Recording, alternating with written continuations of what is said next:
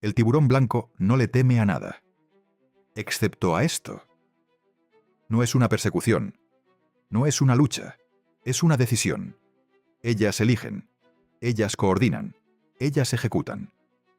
¿Qué criatura es capaz de convertir al mayor depredador del océano en una presa? Y cuando entiendas cómo cazan, vas a preguntarte quién es realmente el rey del mar.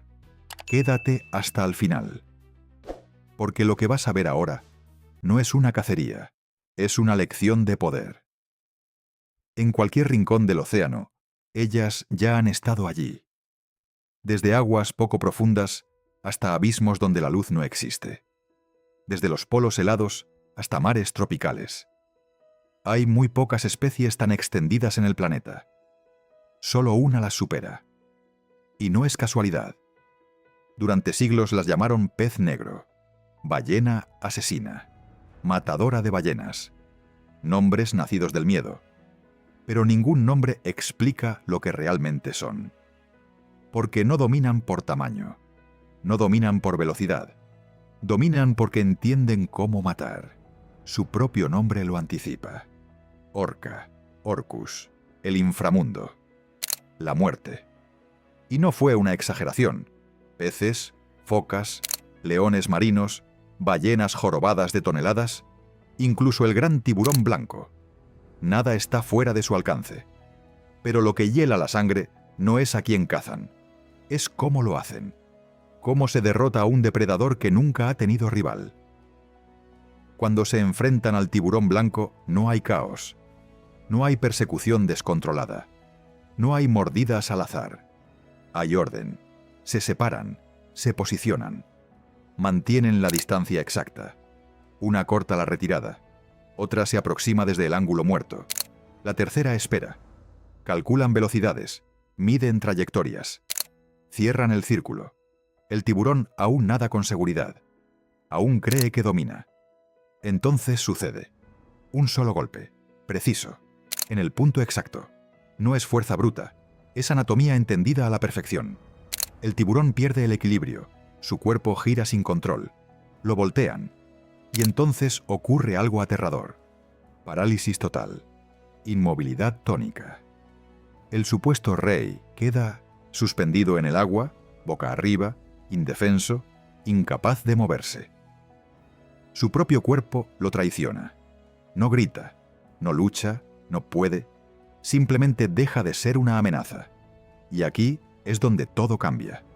Porque lo que sigue no es violencia salvaje. No devoran el cuerpo, no desgarran sin control. Hacen un corte limpio, exacto, directo al órgano más energético. Extraen el hígado, solo eso. El resto queda intacto, flotando en el silencio del océano, sin desperdicio, sin exceso, sin celebración. Como si acabaran de ejecutar un procedimiento perfectamente ensayado durante generaciones. Y lo más inquietante no es la precisión, es lo que ocurre después. El océano queda en calma, pero el miedo se queda. Cuando una manada aparece en una zona, los tiburones blancos desaparecen. No por días, no por semanas, meses, a veces años. No es migración, es retirada. Porque en el océano hay depredadores, y luego están ellas. En la Antártida el hielo no se rompe solo. Algo lo golpea. No es el viento. No es la corriente. No es una grieta natural. Es una ola. Pero no una ola cualquiera. Es una ola creada a propósito. ¿Desde cuándo el mar puede convertirse en un arma diseñada? Varias orcas se alinean frente al témpano. No hay desorden, no hay impulsividad. Se colocan en paralelo. Mantienen la distancia exacta. Esperan el momento preciso. Y entonces aceleran. No compiten entre ellas. No se adelantan. Se mueven como si compartieran un mismo pensamiento. El agua se eleva. La energía se concentra. La ola impacta el hielo con una fuerza calculada. El bloque se inclina. La foca pierde apoyo. Cae.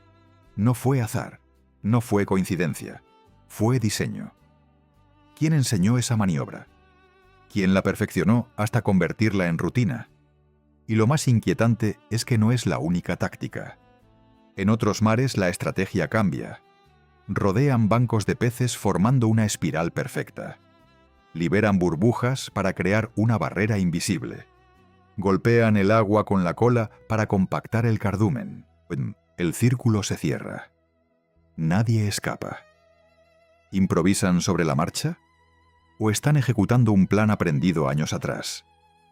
Se han documentado grupos de más de 50 individuos moviéndose como una sola mente, sin órdenes audibles, sin señales evidentes, sin errores. Cada giro encaja, cada aceleración tiene sentido, cada ataque termina exactamente donde debía. ¿Cómo se transmite una estrategia así en un entorno sin palabras visibles? ¿Quién decide cuándo atacar? ¿Quién corrige al que falla? ¿Quién aprende primero y quién enseña después? Las llaman ballenas asesinas.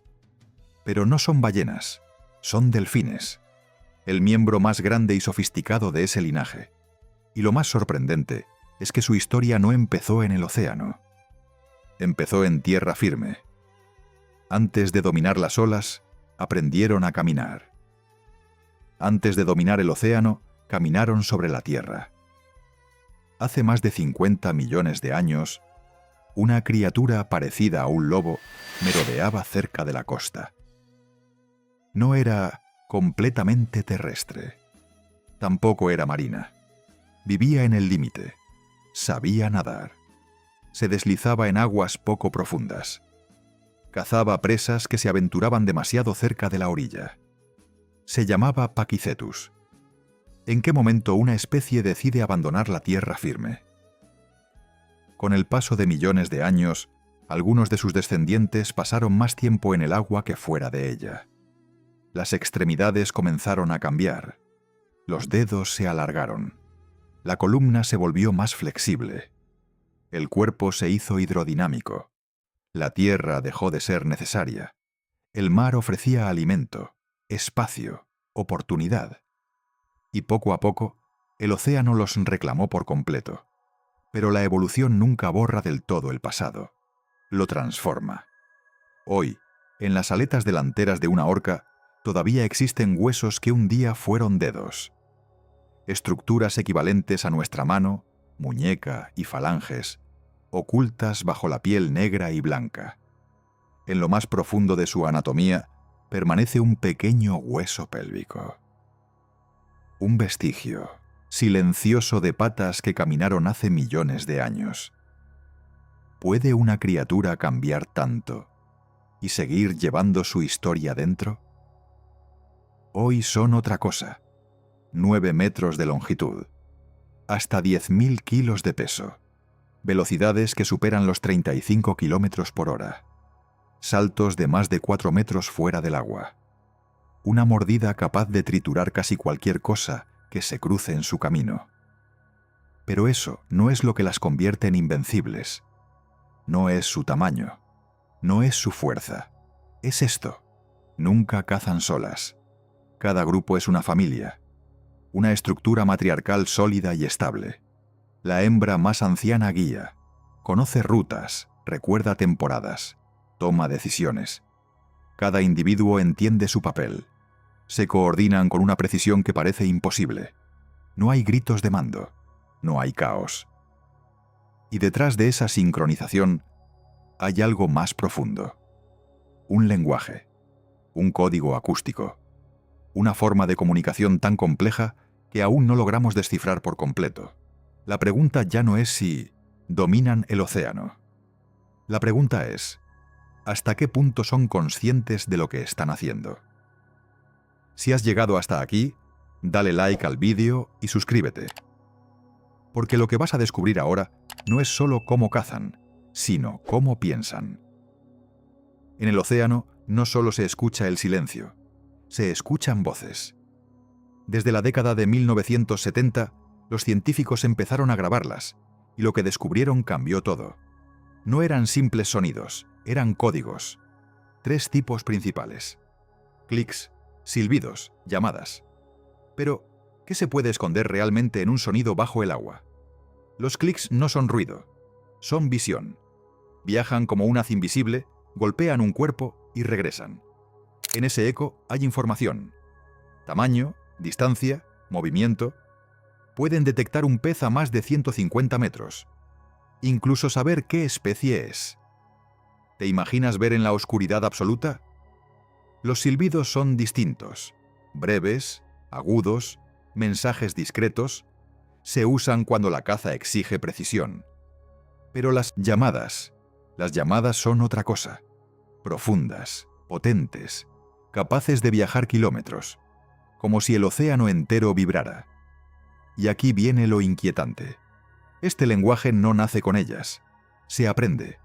Cada grupo desarrolla su propio dialecto, su propia manera de hablar, su identidad. ¿Puede existir cultura en el océano? Porque eso es exactamente lo que parece. Dos grandes tipos de manadas lo demuestran. Las residentes permanecen cerca de la costa. Se alimentan de peces, especialmente salmón. Hablan mucho. Se escuchan constantemente. Las transitorias son diferentes. Recorren grandes distancias. Cazan mamíferos marinos. Y durante la caza guardan silencio absoluto. Ni un sonido, ni un error. Pueden compartir las mismas aguas, pero no se mezclan. No es la distancia lo que las separa, es la cultura. Y si la cultura define quién eres, entonces la pregunta es inevitable. ¿Estamos observando simples animales o sociedades ocultas bajo la superficie? En la costa de Patagonia ocurre algo que no debería ser posible. ¿Hasta dónde estarías dispuesto a llegar por una presa? Frente a las frías aguas del Atlántico Sur, una orca acelera hacia la orilla. No frena. No duda, se lanza. La ola la empuja. Su cuerpo, de varias toneladas, queda varado sobre la arena. Durante segundos que parecen eternos, no hay agua bajo ella. Si calcula mal, muere. Y aún así, lo hace. ¿Por qué arriesgarlo todo cuando eres el depredador supremo? Porque allí, en la orilla, esperan las crías de león marino. Y esta manada ha perfeccionado una técnica que roza lo impensable. No todas pueden hacerlo. En estas aguas viven unas 30 orcas. Solo 13 dominan la maniobra. 13. ¿Casualidad? ¿Genética? No. Aprendizaje.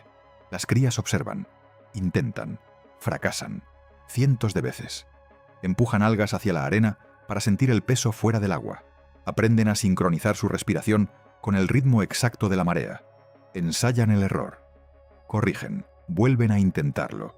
Esto no es instinto, ciego. Es entrenamiento. Es tradición. Es cultura transmitida de generación en generación. Y aquí surge la pregunta inquietante. Si una costumbre puede cambiar la manera en que cazan, si puede moldear su comportamiento durante décadas, ¿puede también estar moldeando su evolución? Porque tal vez no estamos viendo solo una técnica extrema. Tal vez estamos viendo cómo una sociedad submarina escribe su propia historia. La clave de todo está en su cerebro. No en sus dientes, no en su tamaño, no en su velocidad, en su mente.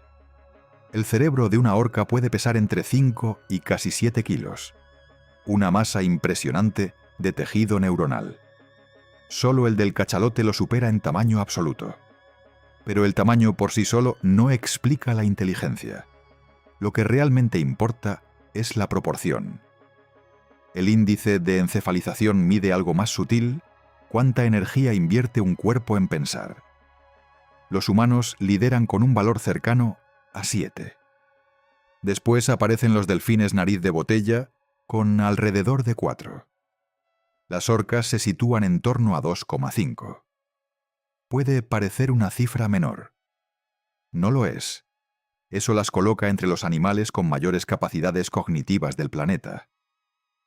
Pero los números no cuentan toda la historia. Hay una región que llama especialmente la atención: la ínsula. Una zona asociada con la conciencia, con la percepción del yo, con la empatía, con emociones complejas. La misma región que en nosotros se activa cuando sentimos culpa, compasión o conexión profunda. ¿Puede una orca experimentar algo parecido? En el año 2001, un experimento abrió una puerta inquietante. Se marcaron con tinta varias zonas del cuerpo de distintas orcas, puntos que solo podían ver a través de un espejo. Cuando el espejo fue introducido en el tanque, no reaccionaron como si vieran a otro individuo. No mostraron agresividad, no intentaron comunicarse. Se acercaron, se observaron, giraron el cuerpo lentamente, inclinaron la cabeza, se colocaron en ángulos precisos para examinar la marca. No estaban mirando a otra orca, se estaban mirando a sí mismas. Autorreconocimiento. Un rasgo que compartimos con muy pocas especies. ¿Qué significa realmente saber que eres tú? Pensar no es solo resolver problemas, es tener memoria, es anticipar, es sentir. Las orcas recuerdan rutas migratorias durante décadas, reconocen voces específicas, distinguen individuos incluso después de años sin contacto, aprenden, transmiten, adaptan. Y si pueden reconocerse en un espejo, si poseen estructuras cerebrales asociadas con la conciencia emocional, la pregunta ya no es si son inteligentes, la pregunta es, ¿hasta dónde llega esa mente que se esconde bajo la superficie? Porque pensar implica algo más, implica mundo interior, y donde hay mundo interior, puede haber algo que aún no entendemos. Piensan, sienten, aprenden, recuerdan, y quizá también sueñan. Y sin embargo, la mayor amenaza para ellas no nada en el océano. Camina sobre tierra firme. Esa misma inteligencia que las convirtió en soberanas del mar es la que ha hecho que el cautiverio sea tan devastador.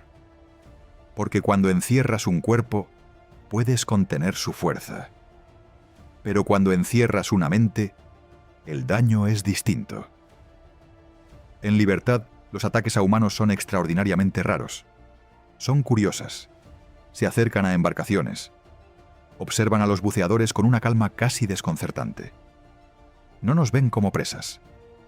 Entonces, ¿por qué cambia todo tras el cristal de un tanque? Cuando una orca es capturada, no solo pierde espacio, pierde su dialecto, pierde su estructura social, pierde a la matriarca que guía, pierde su cultura.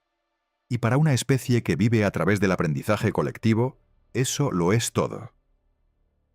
En parques marinos, muchas desarrollan comportamientos que no existen en la naturaleza. Se muerden las aletas hasta desgastarlas, golpean las paredes, nadan en círculos interminables. Algunas atacan, y entonces las llamamos peligrosas. Pero, ¿qué ocurre cuando una mente diseñada para recorrer miles de kilómetros queda reducida a unos pocos metros? No es maldad, es desesperación. El caso de Tilikum lo convirtió en símbolo. Más de 3 décadas en cautiverio. Un animal con una capacidad cognitiva extraordinaria viviendo aislado, separado de su grupo, de su lenguaje, de su mundo. No nació agresivo. Se volvió impredecible dentro de un entorno que nunca fue natural. Las llamamos ballenas asesinas. Pero quizá deberíamos detenernos un momento. ¿Quién arrebató la libertad a quién? Porque mientras nosotros debatimos, ellas siguen ahí fuera. Siguen coordinando ataques imposibles. Siguen enseñando a sus crías a crear olas. Siguen transmitiendo dialectos que aún no comprendemos del todo. Bajo la superficie, continúan escribiendo su historia. Una historia de estrategia, de cultura, de conciencia. Y la pregunta ya no es si son peligrosas. La pregunta es si estamos preparados para aceptar que no estamos solos en la cima de la inteligencia animal. ¿Podemos mirarlas sin miedo? ¿Podemos entenderlas sin intentar dominarlas? El océano aún guarda secretos. Y cada sonido que vibra bajo el agua podría ser una conversación que todavía no sabemos traducir. Si este viaje cambió tu forma de ver el mar, si ahora sientes que bajo la superficie hay algo más que instinto, suscríbete. Porque en un mundo perdido no solo contamos historias, descubrimos realidades que siempre estuvieron ahí, esperando a ser comprendidas.